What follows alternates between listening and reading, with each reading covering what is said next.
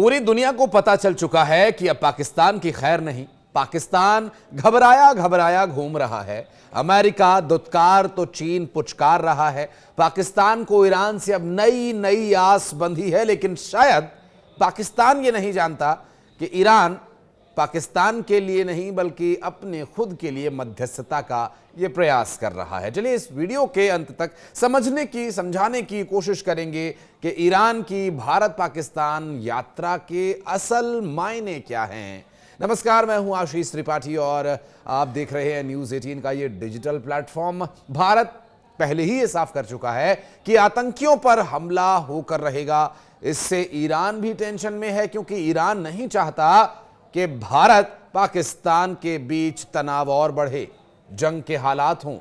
Iran Pakistan से ज्यादा भारत का करीबी है और इसलिए वो हर कदम फूंक फूंक कर रख रहा है और इस बारे में उसकी जो सोच है वो भारत के प्रति थोड़ी सॉफ्ट है। वो क्यों है वो आप इस वीडियो में आगे समझने की कोशिश कीजिएगा।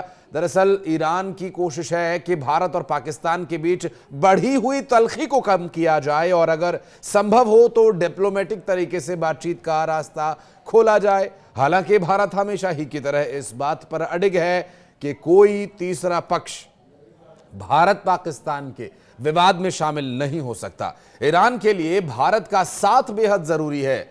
अरागची का पाकिस्तान दौरा केवल प्रतीकात्मक नहीं बल्कि कूटनीतिक स्तर पर एक बड़ा कदम माना जा रहा है। इस दौरान ईरान और पाकिस्तान के अधिकारियों के बीच भारत से बढ़ते तनाव, अफगानिस्तान की स्थिति और क्षेत्रीय स्थिरता जैसे अहम मुद्दों पर बातचीत की उम्मीद है। पाकिस्तान ने संकेत दिए कि बातचीत केवल कूटनीतिक तक सीमित नहीं रहेगी, बल्कि ईरान पाकिस्तान गैस पाइपलाइन, सीमावर्ती विकास, आर्थिक साझेदारी जैसे मुद्दों पर भी ठोस चर्चा हो सकती है। और इस पूरे घटनाक्रम को भारत कड़ी नजर से देख रहा है, क्योंकि ईरान की भूमिका एक बाहरी मध्यस्थ के रूप में है और कुछ नहीं, जो भारत पाकिस्तान तनाव के समीकरणों को किसी भी दिशा में मोड़ सकती है।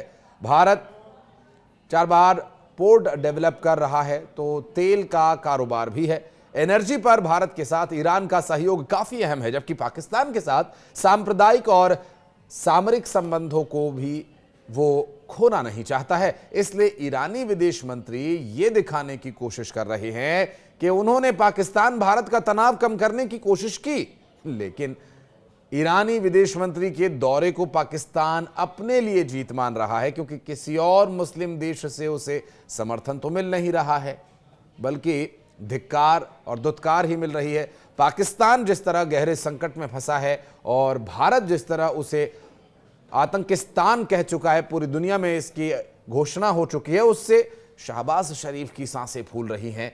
और रही सही कसर पीएम मोदी के उस बयान ने पूरी कर दी जिसमें उन्होंने साफ कहा था कि आतंकियों और उनके आकाओं को कल्पना से भी बड़ी सजा मिलकर रहेगी। भारत पाकिस्तान तनाव के बीच ईरान एक बार फिर एक्टिव हो गया है। ईरानी विदेश मंत्री सैयद अब्बास अरागची ने 5 मई को पाकिस्तान जाकर के बातचीत की शुरुआत की और इसके बाद वे वापस तेहरान लौट जाएंगे, लेकिन कुछ ही दिन बाद वे फिर वहां से चलेंगे और फिर अब भारत पहुंचेंगे।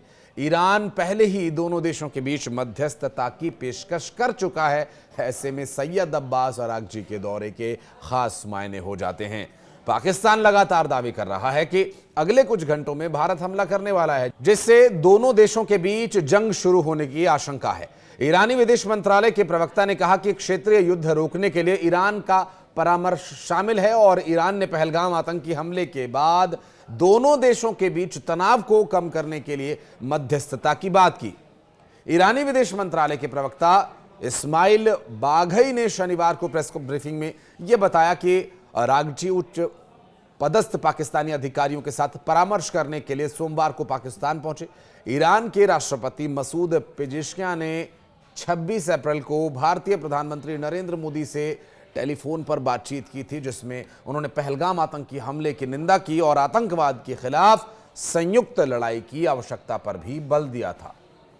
उसी दिन पाकिस्तान के प्रधानमंत्री शहबाज शरीफ के साथ एक अलग फोन कॉल में पेजेश्कियां के पहलगाम हमले को लेकर बातचीत किए जाने की भी खबर सामने आई थी और इसमें भारत और पाकिस्तान के बीच बढ़े तनाव पर गहरी चिंता जताई गई थी। आपको बता दें कि ईरान उन देशों में शामिल है जिसके भारत और पाकिस्तान के साथ अच्छे रिश्ते हैं। ईरान पाकिस्तान से भी थोड़ा ज्यादा करीब है भारत के, और दूसरी तरफ भारत की तरफ से पहलगाम आतंकी हमले के बाद पाकिस्तान के खिलाफ क्या कार्यवाही होगी, इस पर कोई बात नहीं की जा रही है और माना यह जा रहा है कि भारत की चुप्पी आने वाले तूफान से पहले की खामोशी है।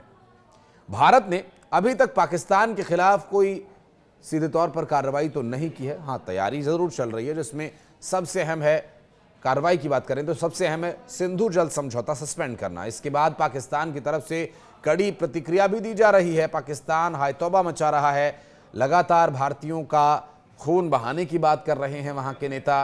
पाकिस्तान के रक्षा मंत्री ख्वाजा आसिफ, विदेश मंत्री इशाक डार भारत के खिलाफ लगातार जहर उगलने की कोशिश कर रहे हैं। और शनिवार को रूसी ब्रॉडकास्टर RT को दिए गए एक इंटरव्यू में बोलते हुए मॉस्को में पाकिस्तान के शीर्ष राजनयिक मोहम्मद खालिद जमाली ने भी भारत को धमकी देने की कोशिश की। उन्होंने कहा कि इस्लामाबाद के पास विश्वसनीय खुफिया जानकारी है जो ये बताती है कि भारत पाकिस्तानी क्षेत्र पर सैन्य हमला करने की योजना बना रहा है। मॉस्को में पाकिस्तान के राजदूत ने गिदड़ भभकी देते हुए कहा कि कुछ दस्तावेज लीक हुए हैं जिनके मुताबिक पाकिस्तान के कुछ क्षेत्रों पर हमला करने का फैसला लिया गया है। उन्होंने आगे ये भी कहा, इसलिए हमें लगता है कि ऐसा होने वाला है और ये निश्चित है। बहरहाल पाकिस्तान की अब जो कोशिशें थी, पहले वो अमेरिका के शरणों में गया लेकिन वहाँ से दुत्कारा गया, चाइना के पास गया, चाइना ने पुचकारा ज़रूर, पीठ पर हाथ भी रखा, सहलाया ज़रूर।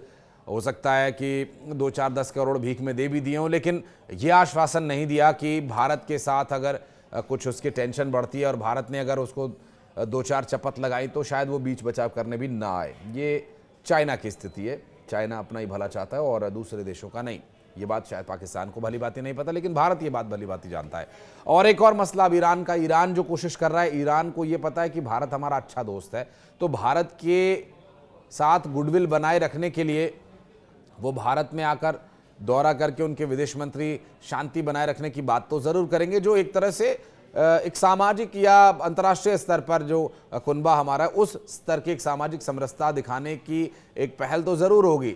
और इससे भारत के प्रति जो उनका सॉफ्ट कॉर्नर है उसका भी एक प्रदर्शन हो जाएगा, लेकिन पाकिस्तान से उसकी बनी रहेगी, बिगड़ेगी नहीं।